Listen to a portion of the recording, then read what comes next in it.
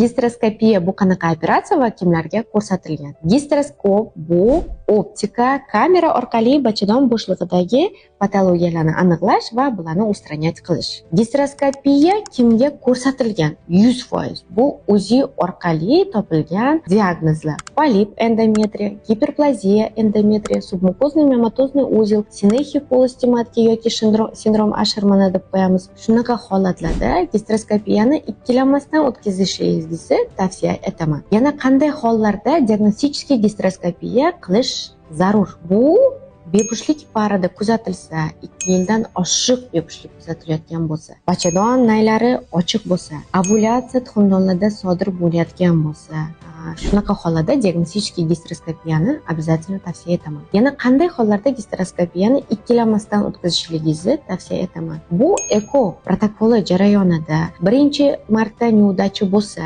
обязательно ikkinchi marta gistroskopiya orqali diagnostika qilishni tavsiya etaman.